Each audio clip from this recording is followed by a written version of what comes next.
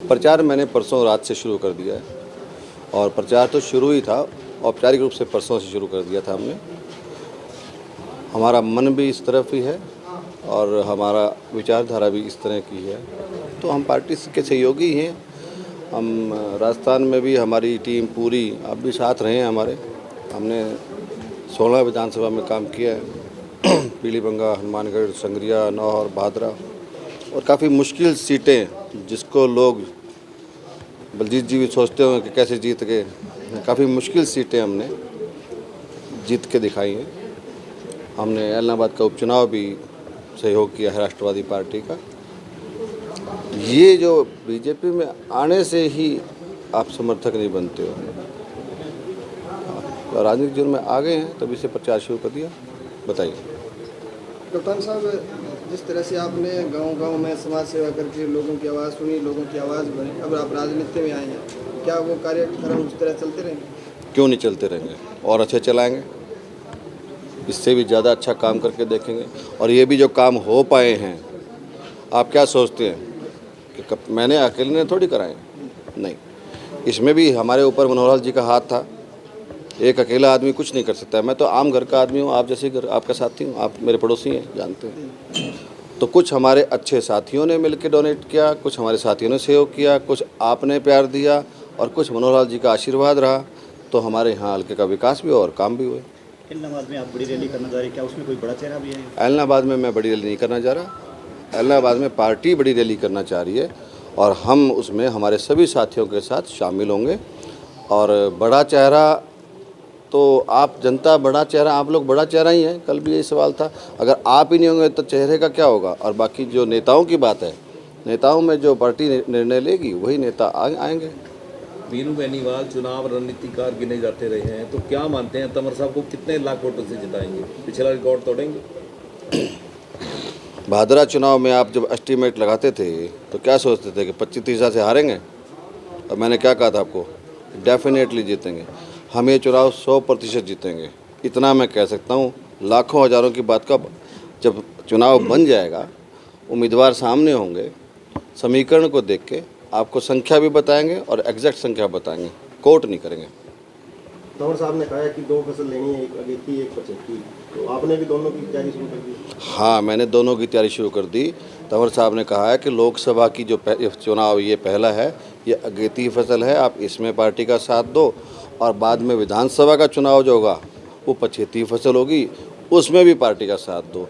हमें ये अगेती भी लेनी है 10 की 10 लोकसभा में, और 90 की 90 विधानसभा में पछेती फसल भी लेनी है। उनका अभिप्राय ये था।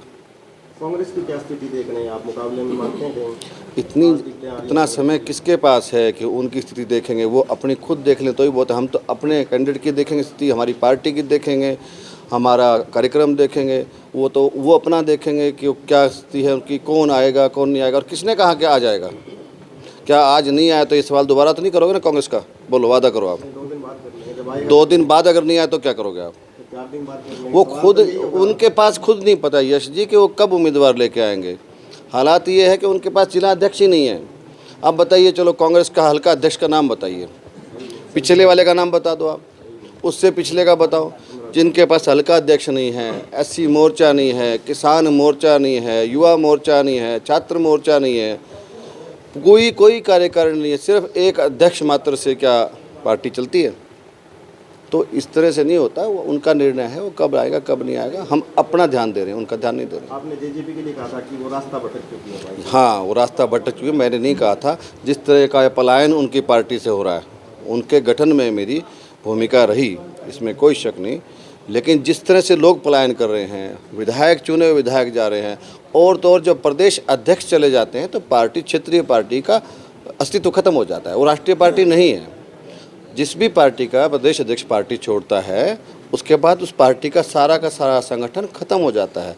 और उसके बाद ये सवाल भी नहीं पूछना चाहिए, क्योंकि फिर वो सही रास्ते पे नहीं है। तभी तो अध्यक्ष ने अपने आप को, अपने सारे संगठन को भंग किया है। उनकी सारी शाखाएं भंग हो चुकी हैं। बीजेपी जेजेपी गठजोड़ में मीनू बेनीवाल की बहुत बड़ी भूमिका थी, तो क्या इस विघटन में भी कोई भूमिका थी? इस विघटन में कोई भूमिका नहीं थी। ये गठबंधन जेजेपी ने तोड़ा। जेजेपी ने लालच करके और कुछ इस तरह की घटनाएं हुई जिससे पेरेंटल पार्टी को नुकसान हो रहा था। उनके क्रियाकलापों ने तोड़ा। कोई भी एनडीए में ऐसी पॉलिसी नहीं है। जो दल अच्छा काम करता है यहाँ तो परिवार को बढ़ाते हैं, घटाते नहीं है। कुछ उनकी कमियां थी जिस वजह से ये टूटा होगा, उन्होंने तोड़ा होगा। मोदी जी की नीतियों से आप बहुत समय से प्रभावित थे, लेकिन पटका पहनते पहनते देर नहीं करते। जो राष्ट्रवादी लोग होते हैं, क्या आप मोदी जी से प्रभावित हैं कि नहीं हैं? सच बताइए। तो आपने पटका पहन रखा है। जब आप राजनीतिक जीवन में आएंगे तो आप पटका भी पहन लेंगे। क्या आप मोदी जी से प्रभावित हैं कि नहीं है? बिल्कुल। और एक जिम्मेदार आदमी है। आज तक का एक इतना सीनियर पत्रकार होना, जो 25-30 साल से तो मैं ही देख रहा हूँ आपको। अब आप भी मोदी भक्त हैं तो हम भी हैं, पटका आपको पहना दें कहें तो। ये तो आपकी आज़ादी है। पॉलिटिकल अपना तो जो कोई भी आदमी निर्णय ले सकता है। बहुत बहुत मेहरबानी। अध्यक्ष जी कोई बात नहीं। थारगन तो सिक्को रखो पकड़ के देख।